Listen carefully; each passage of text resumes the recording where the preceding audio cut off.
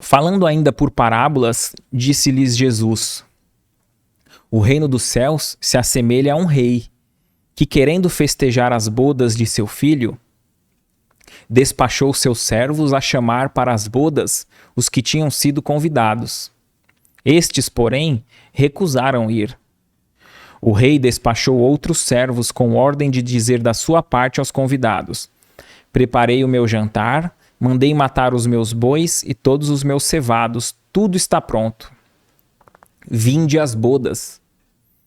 Eles, porém, sem se incomodarem com isso, lá se foram, um para a sua casa, o outro para o seu negócio.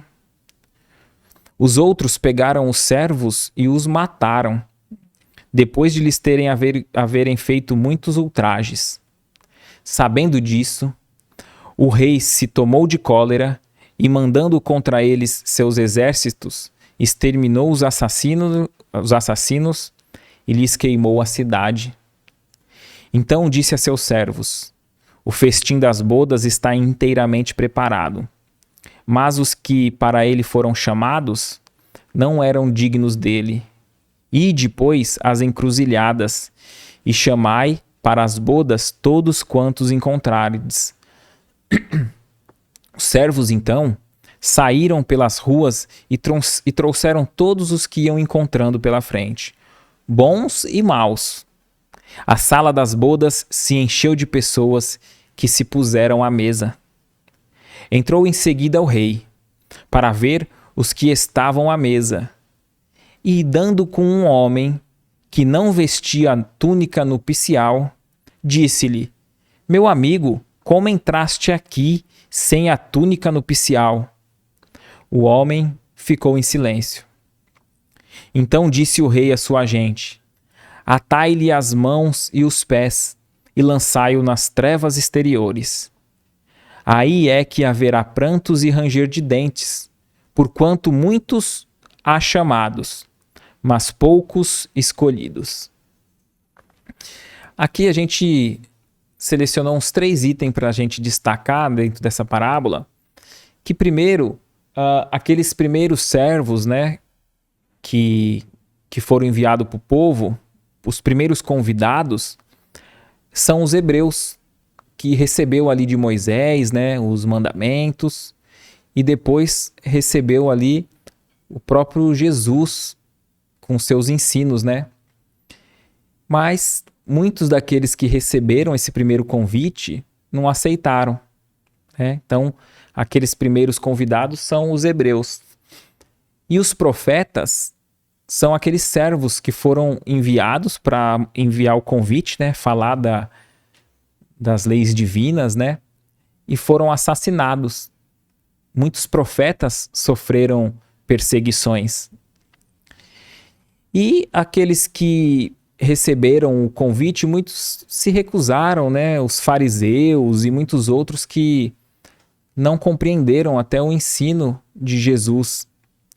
Então, a gente vai observar que o convite, o ensino ali, foi espalhado para todos, não mais só para um povo, para bons e maus. E a gente pode compreender até que quem teve essa missão, né, e teve muito êxito foi o próprio apóstolo Paulo, né, que ele divulgou o ensino de Jesus não somente para aquela região, mas para todo aquele mundo conhecido da época. Senão o cristianismo teria sido uma religião, uma compreensão apenas para uma cultura, para uma região. E não, né? Tem se espalhado o cristianismo aí em todos os cantos. Um outro aspecto interessante é o desculpismo, né?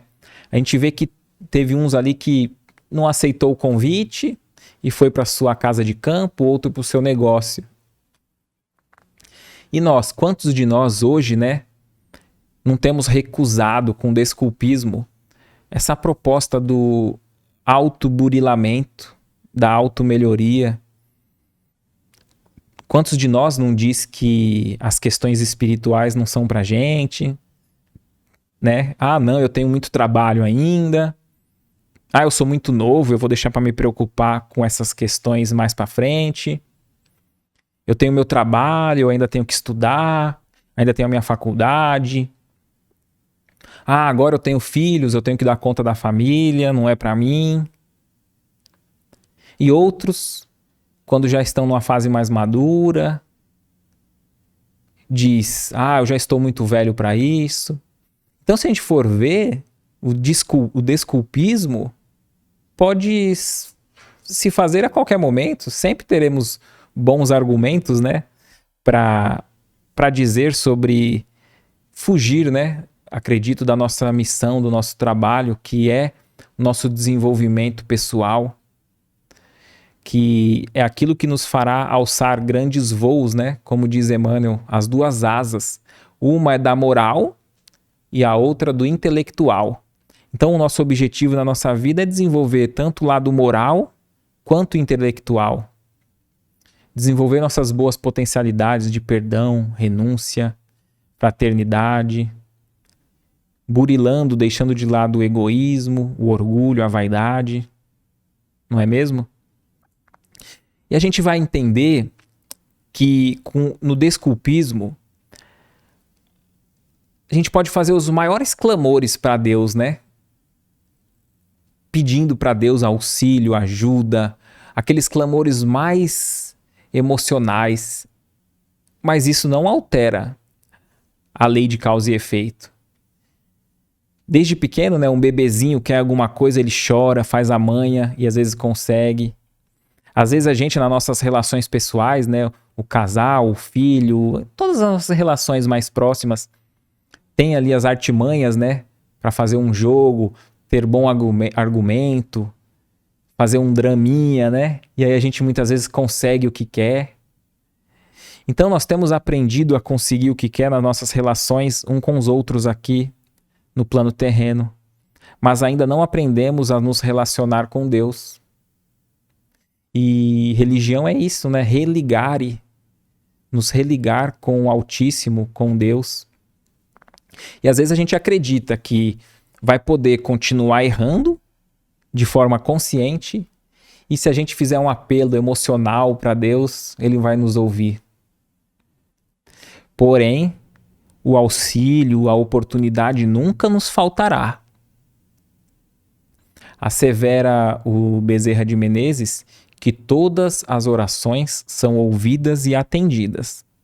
É que muitas vezes não é atendida da forma que nós queremos, de uma forma imediatista. Mas o amparo nunca nos falta. Agora, nós nunca iremos conseguir mudar a lei de causa e efeito. Não é possível que a gente plante uma semente de uma fruta e vai colher outro tipo de fruta, de fruto. Então, o desculpismo não tem mais tempo nos dias atuais. Nós sabemos para que viemos, por que viemos e o nosso objetivo de vida. O que você achou desse corte? Coloca aqui nos comentários a sua opinião sobre esse tema. Para ver o episódio completo, é só pesquisar Recomeçar Podcast Espírita. E caso tenha ficado alguma dúvida sobre a doutrina espírita, é perfeitamente normal. Procure ler as obras de Allan Kardec.